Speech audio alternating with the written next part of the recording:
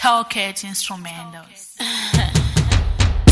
Dururani, dangerous, Spencer, Mambo, Diva Monimba, Gurugata, Mukuma Fat, Toketi, Takangena Tobatanta Mari Ndikati, the Sogura Iwe Shamari, Asi, Wakaradita Ukendenge, Udi Watamari. Ameno kote saifa moyo mako hiri wakafuri wane shamari. Ndikati Hunde, hapana pandikngapikise zvinoda moyo. Nhasi wakudei, ndingapaya wakani chamuka. Ukati kwete, maya ndingagare nerombe. Nhasi wakudei, ndingapaya wakani chamuka.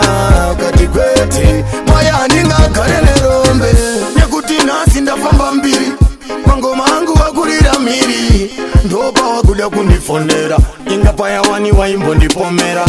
Nhasi wakuda kuzita wakapenga, tarisa one manje wakutopenga. Iwe, dai wakatera, pamwe nhasi tiritise.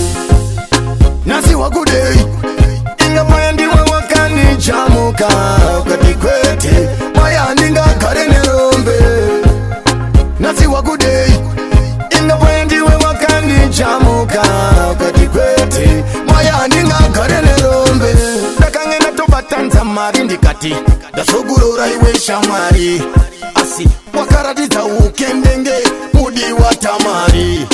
Ameno kuti saifa moyo mako hiri wakafurirwa neshamwari.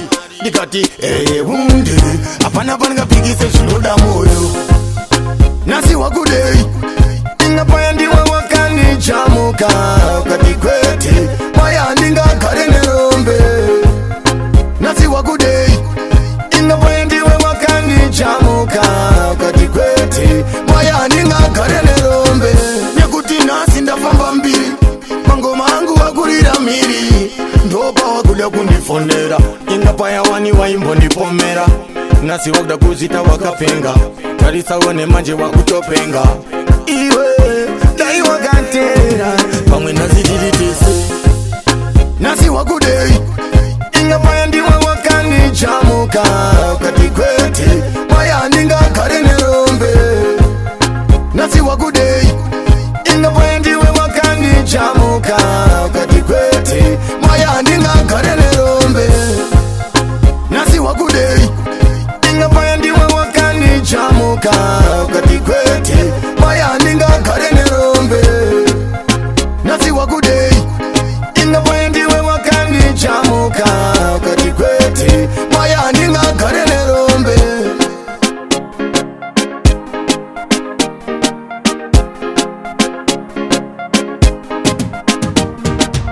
Talkat instrumentals.